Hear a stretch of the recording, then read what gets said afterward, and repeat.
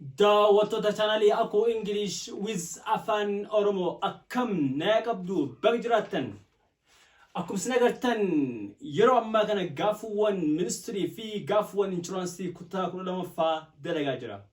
haa ta'uutii gaafuuwwan ministry barattoonni kutaa 8ffaa yeroo dhiyootti qormaataaf waan deemaniif gaafuuwwan isaanii xumuruu waan barbaadeef hundi keessan iyyuu barattoonni kutaa 8ffaa warra taatan hanga xumuratti akka hojjetan kabaja isin gaafadha. Isin barattoonni kutaa 12ffaas akkasumas gaafii jalqabne itti fufna. Barattoota kutaa 12ffaa immoo gaafuuwwan insurance bara 2016 naannoo Tigraay qophaa'e dalagaa jira jechuudha. Asumaan quba qabadha. Alright. Barumsa keetti osoo hin dabrin duratti hundi keessan iyyuu viidiyoo kana yeroo jalqabdan like share akka jalqabdan amaana sochii barbaada. Keessattuu like akkana gootan hiriyoota keessan biraan akkanaaf geettan kabaja isin gaafadha jechuudha. Mee kallattii maan gara gaafiti sinaaf fudhadhu gaafoon kunniin gaafii maybe bana dhufus wal qabatu danda'a baay'ee wal dhiyaata waan ta'eef jechuudha. Waa baay'ee raawwatan gaafii kunniin gaafii naannoo Finfinnee fi gaafii naannoo Oromiyaatti ba'e waan ta'eef jechuudha. Waa baay'ee irraa barattanii hiriyaa keessanis gaafachuu barbaada jechuudha. Alright. Guyyaadhaa paartii torbaffaa gubbaa jira hagammaa paartii tokko lama innee paartii torbaffaa gubbaa jira jechuudha. Paartii torbaffaa gubbaatti gaafoon akkamii ilaalla walumaan kan laalataa jechuudha. Let's go. All right. Gafin aftermath maida. Okay, hagamma sodom sagal lale jira. Gafin aftermath maida. I blank space finish. All right? I blank space finish my assignment before the deadline. Okay? I dash finish my assignment before what? Before the deadline. Deadline tun yero kennameda. Yokana mo saati dhabbata haga wayisif kennameda chuda. Achibir dabran maybe consequence qaba yookaan ammoo wanta biraa dhufuu danda'a yookaan ammoo barsaa keetti godha wanda jechuudha. Gaaf yeroo isaa bira ta'e jechuudha. Kanaaf gaafin kun gaafii waa'ee model verbiiti. A might. Might jechuun maal akeeka? Is weaker possibility da. Waa'ee possibility jechuudha. Okay, main ammoo waa'ee maybe yookaan ammoo waa'ee weak possibility jechuudha. Person shantamanta jechuudha. Gaafii kana walii qabatu jechuudha. Gaafin waa'ee obligation yaasa. Waa'ee dirqama yaasa. Waa'ee require yaasa jechuudha. Alright, see maida should and didn't have to. Amma filannoo kenna deebii yookaan immoo sita yookaan immoo dita jechuudha. Isaan lamaan keessa tokko kan ta'u ta'a jechuudha. Alright. Amma garaagarummaa should fi have to dambaafachuu qabna. Shouldin yeroo baay'ee akkuma isin beektan yookaan immoo akkuma isin dura viidiyoo dalagee maal akeeka advice fayyadamu. Yookaan immoo yeroo baay'ee strong advice jedhamu jechuudha. Yookaan immoo gorsa bareedaaf osoo akkas goote haadha birarii fi awwatu dabalatee jechuudha. Kanaaf gaafin waa'ee gorsaati? No. Gaafin kun of keessaa maal qaba? Of keessaa strong obligation qaba. Dirqama wayii kan nama bira irraa dhufe qaba jechuudha. You see guys, dirqama san yoo hin bahin miidhama yookaan ammoo riski badaa keessa yookaan ammoo waan taane keessa hin ta'a jechuudha. Kanaaf diimaadhaa have to. Have to jechuun dirqama jechuudha. It's necessity jechuudha. Which is obligation from someone else jechuudha. Nama irraa kan obligate ta'e dhufe jechuudha. Kanaaf I dash finish my assignment before the deadline jechuudha. Kanaaf deebisaa maal ta'a? I have to jechuudha. I have to finish xumuruu qaba jechuudha. It's required jechuudha. I have to finish, right? Xumuruu qaba jechuudha. Alright. Aftermaffaa maadha? Mee kan naannoo Oromiyaatti ba'e halaallu kuni Finfinnee ba'e kun ammoo Oromiyaatti ba'e jechuudha. Alright. Almost gaafin isaa akkuma isin dura isinitti mee baay'ee wal fakkaata jechuudha. Alright. The time runs. Yeroo inni fiiga. We blank space use these 4 days. Okay? These 4 days to cover what? The study portion. Kuille maal keessa qaba? As deebiin jira jechuudha. 4 days. That means we have only 4 days jechuudha. Guyyaa afur qabatu nuuf maal gochuudhaaf? Toopikii portionii cover gochuudhaaf yookaan immoo xumuruudhaaf jechuudha. Yoo guyyaa afurii kana bira taroo ammallee riski qaba jechuudha. Consequence mataa isaa qaba jechuudha. Kanaaf gaafii tokko waan ta'eef have to, B may, C should, D will ta'a jechuudha. Kanaaf ammas deebiinsaa should fi have to keessa tokko ta'a jechuudha. Kanaaf gaafii kanatti gaafii afurtamaffaa kana dhaabanne gaafii kana deebisuun nu rakkisa jechuudha. Kanaaf deebisaa maal ta'a?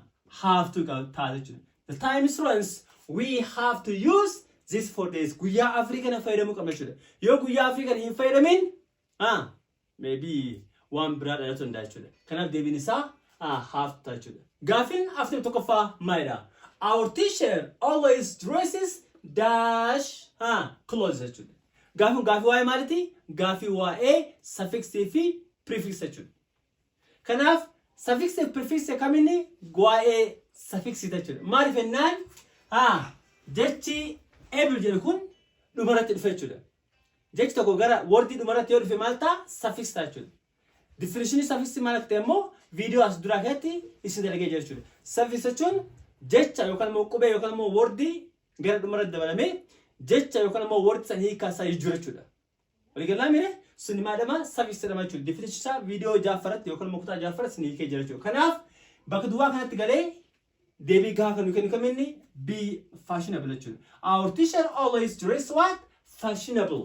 You see guys, fashion jechi hundee jechisaa yookaan immoo beezin isaa jechuudha. Maal ta'a? Fashion ta'a jechuudha. Hundee isaa fashion ta'a jechuudha. Ebilii kumaadha suffix dha jechuudha. Kanaaf our teacher always dress what? Fashionable clothes jechuudha. All right. Next question kan naannoo Oromiyaatti jechuudha. Kun Finfinneedha. Your handwriting is what? Blank space. Your handwriting is what? Blank space. A. Reading? No.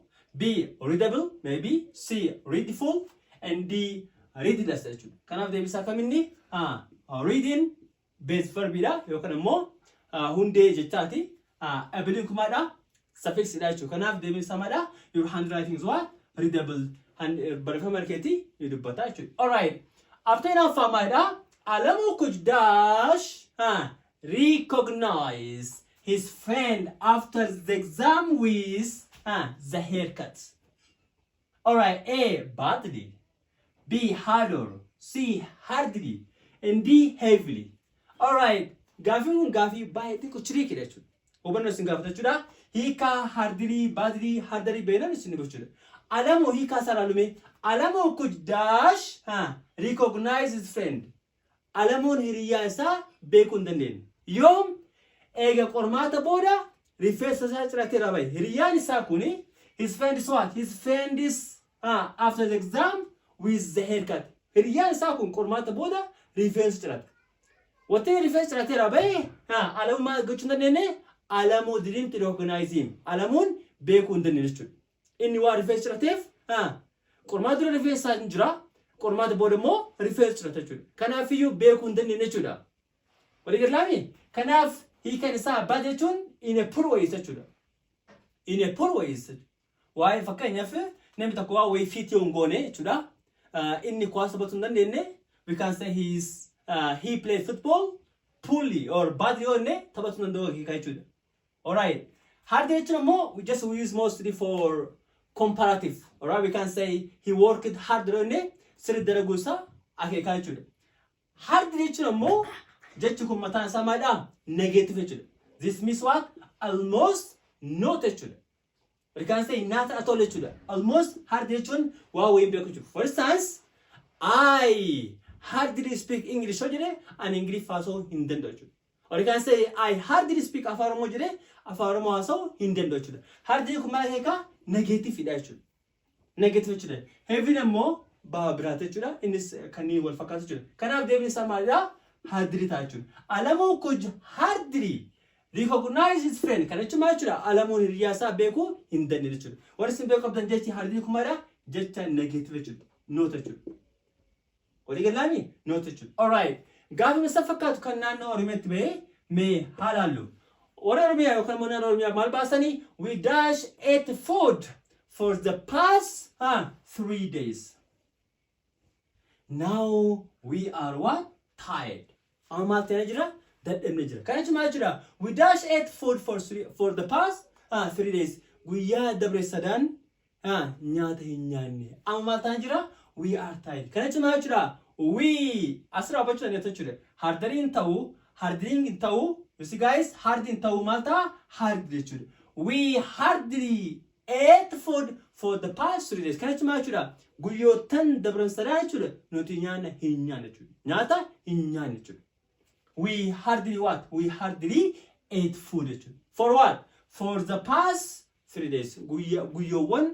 Guyyootan dabran sadii maal hin taane nyaata hin nyaanne jechuudha. Kanaaf hardii jechuun maal jechuudha? No jechuudha. Almost not jechuudha. Asitti qabadha. All right. Walumaa galatti gaafii kana fakkaata. Asitti isin ibsa jira almost waa'ee I have to finish hojjennee fi I should finish the garaagarummaa isaa yaa afaan dubbadhee jira barreeffamaan akkasuma wanta barbaada jechuudha.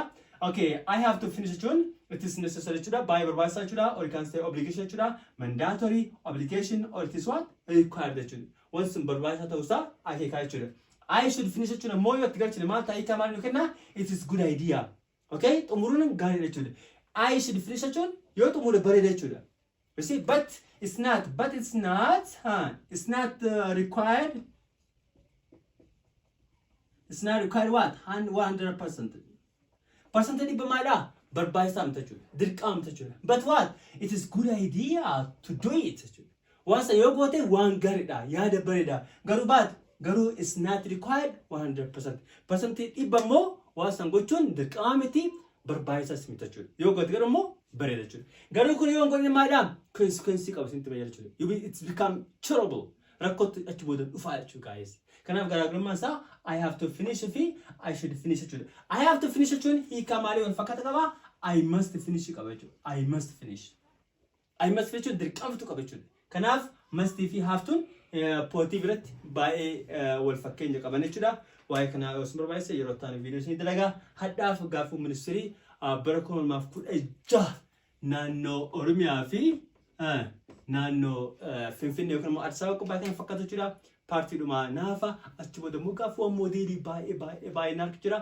Laayivii seenee gaafa guyyaa qidaame fuudii laayivii seenee isin dalagaa hundi keessan wayigala laayivii irratti akka eedan jechuudha. Ammaaf nagaatti bye.